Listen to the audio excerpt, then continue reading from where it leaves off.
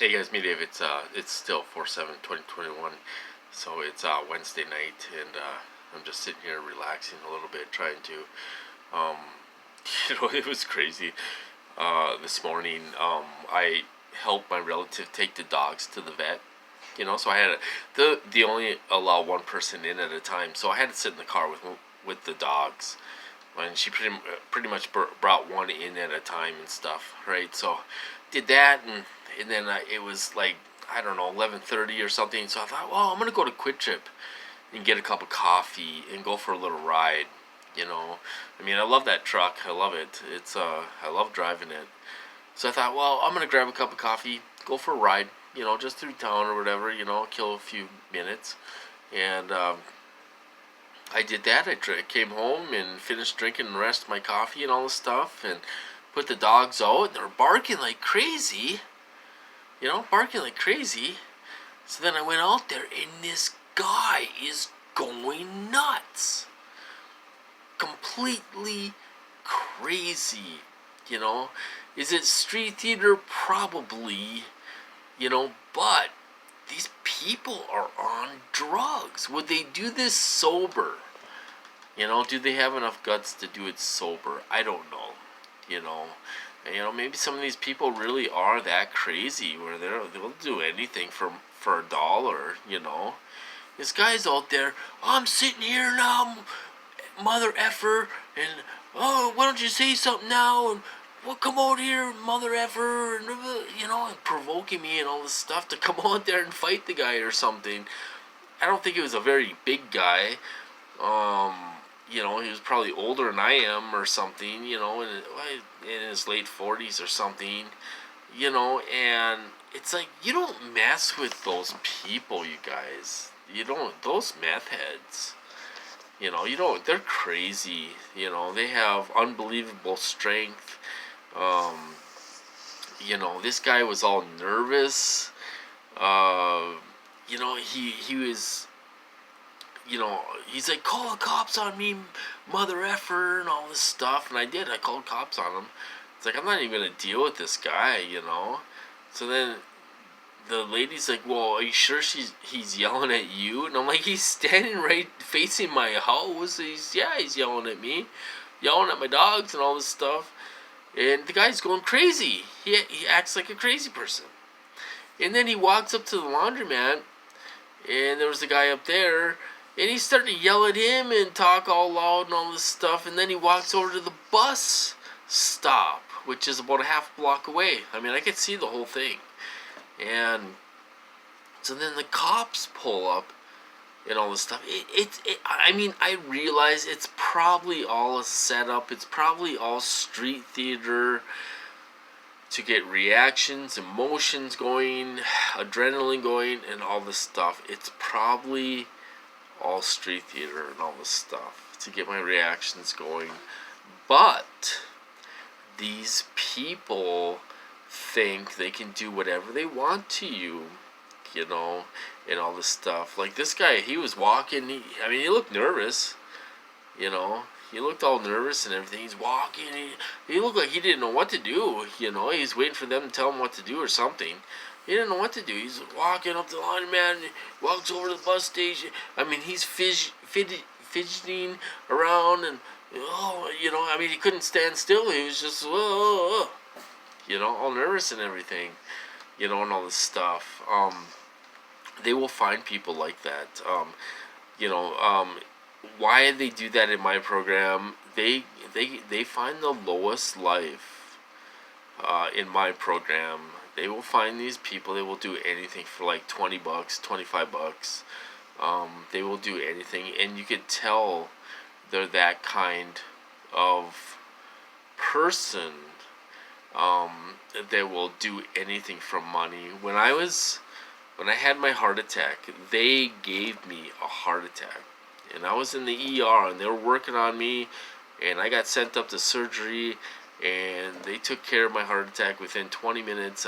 They were working on me hard, They sent me to a ICU by myself. Nobody else was in there. Sent me to an ICU by myself, and they had a perp in there. and he was yelling. I couldn't understand him. He was yelling like, "Oh, you did this, you did that, blah, blah, blah." You know, if I wasn't hooked up to machines, I would have took my phone out and filmed the guy. But I was hooked up to all these machines. Heart monitors and I don't know, some other machine or something. I was hooked up. I couldn't move. I would have filmed the guy. I had my phone with me. You know, but the point is that they find people that don't care. They don't care. You just had a heart attack, which is dramatic. These people do not give a shit about us. And I'll tell you a little secret. These agencies don't give a shit about them. They don't give a shit about these people. They do not give a shit, about any of these people. They don't care about them at all. They don't care. They may think they're important and they're wonderful and all this stuff, and they're doing what they're told and all this stuff for money. But I tell you something, the government does not give a shit about these people. They don't care about them. They don't care if they're here or not. They don't care. And that's the truth of it. That's where I kind of get upset when people say, "Oh, well, our lives don't matter," and all this stuff. Well, I think, some of us that have been in the program since we were a kid and all this stuff, I think, some people say we're just a number. I don't believe that. I've been in the program since I was a kid. There's people looking out for me in my program. There's, there just is. I explained it before. There's people around in my program to make sure it doesn't go out of control, and all this stuff.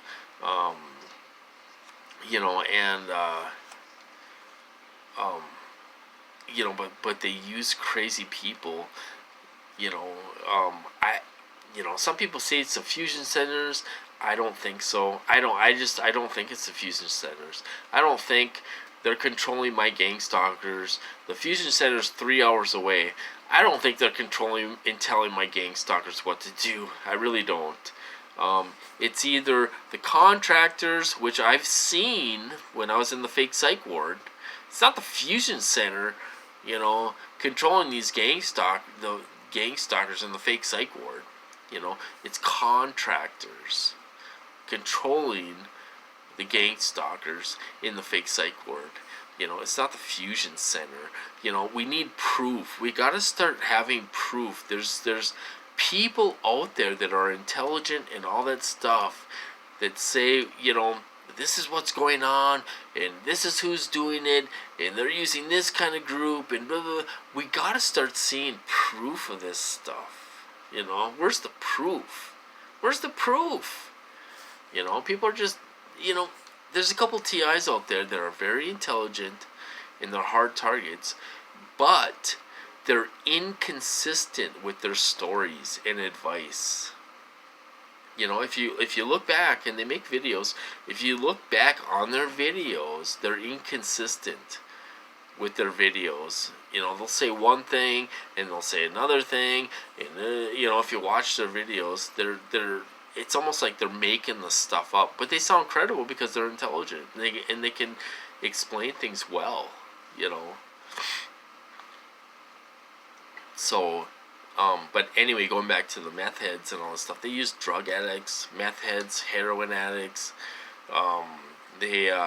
When I was in the fake psych ward, they used a heroin addict girl. She was sitting at the table I was sitting at, eating supper, and she was so high. She was so high. Her eyes were practically rolling in the back of her head.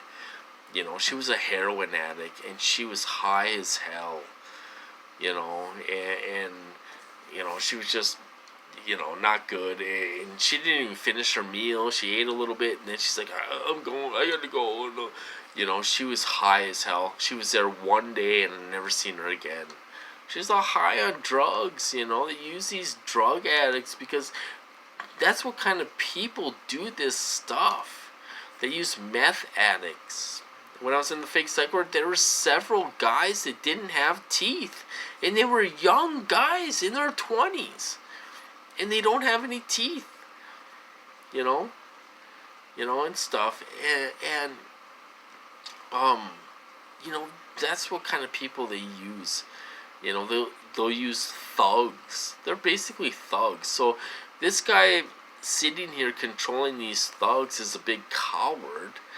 And he has to have his thugs do his dirty work for you, to scare you and all this stuff. Well, yeah, you use some scary people.